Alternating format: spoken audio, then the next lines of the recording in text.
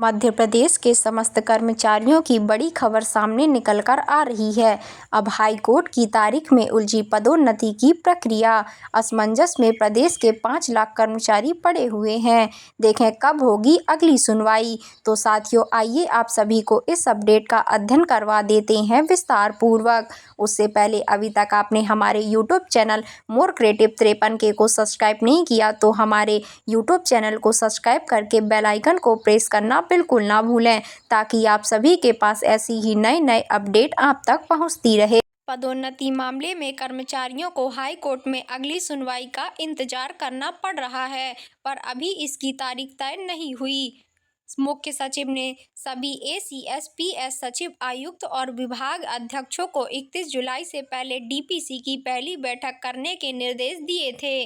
कर्मचारियों की पदोन्नति संबंधी याचिका सुप्रीम कोर्ट में विचाराधीन होने के कारण वर्ष 2024 से प्रदेश में प्रमोशन रुके हुए हैं।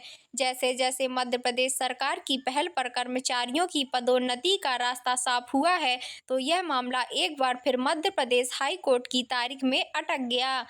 मध्य प्रदेश हाई कोर्ट जबलपुर में कर्मचारियों की पदोन्नति के नए नियमों को लेकर लगी याचिकाओं पर 15 जुलाई को सुनवाई टल गई थी।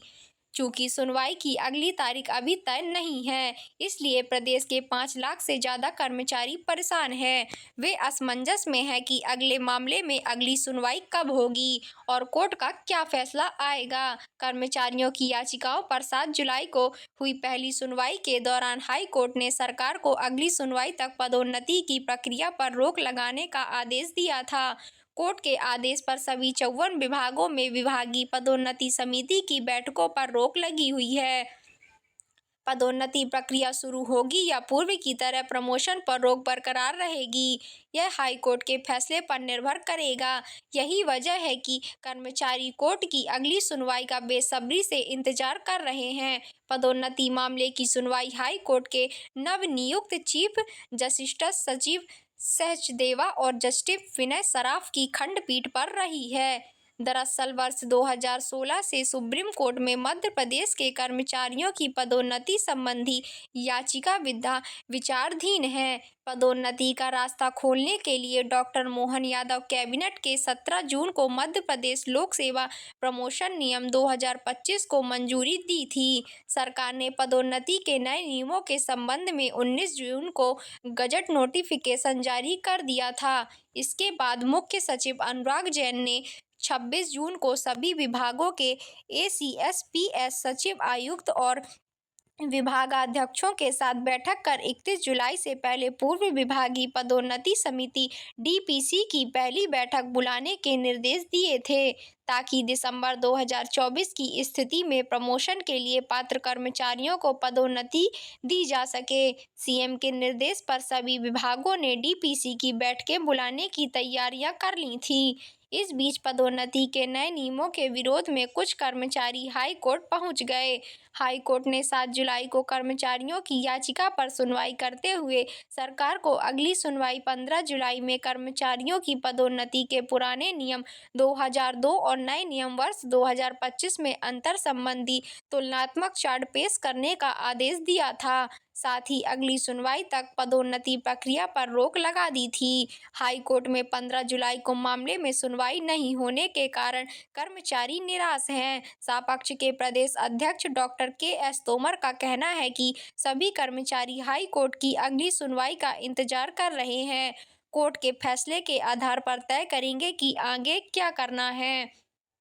तो साथियों देखिए, पहली डीपीसी के 4.5 लाख कर्मचारी हो जाएंगे पदोन्नत। आधिकारिक जानकारी के मुताबिक डीपीसी की पहली बैठक के बाद ही 4.5 लाख से ज़्यादा कर्मचारियों को प्रमोशन मिल जाएगा।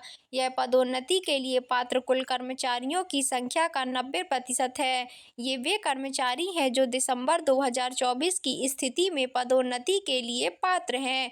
सामान्य प्रशासन, संसदीय कार्य क्षेत्र जैसे छोटे विभाग डीपीसी की बैठक बुलाने की तैयारी कर चुके हैं।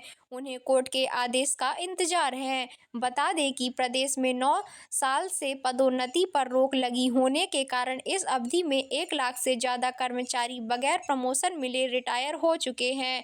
एक नज़र में पदोन्नति के नए नियम। पदोन्नति के लिए रिक्त पदों को SC 16%, ST 20% और अनारक्षित में बांटा जाएगा। पहले ST SC के हिस्से वाले पद भरे जाएंगे, फिर अनारक्षित पदों पर SC ST से लेकर सभी दावेदार पात्र होंगे। क्लास 1 अधिकारी के लिए लिस्ट मेरिट कम सीनियोरिटी के आधार पर, जबकि क्लास 2 और नीचे के पदों के लिए सीनियोरिटी कम मेरिट के आधार पर दावेदारी की सूची बनेगी। पूर्व में प्रमोशन पा चुके कर्मचारियों को रिवर्ट नहीं दिया जाएगा, न रिटायर्ड कर्मचारियों को लाभ मिलेगा। DPC में SC ST वर्ग का एक अधिकारी शामिल होगा। तो साथियों, आई होप आपको ये लेटेस्ट न्यूज़ पसंद आई होगी। तो प्लीज़ हमारे चैनल को लाइक, सब्सक्राइब एंड शेयर ज़रूर करें, ताकि आप सभी के पास ऐसी ही नए लेटेस्ट न्यूज़ आप तक पहुँचती रहे। तब तक के लिए धन्यवाद। Thank you for watching.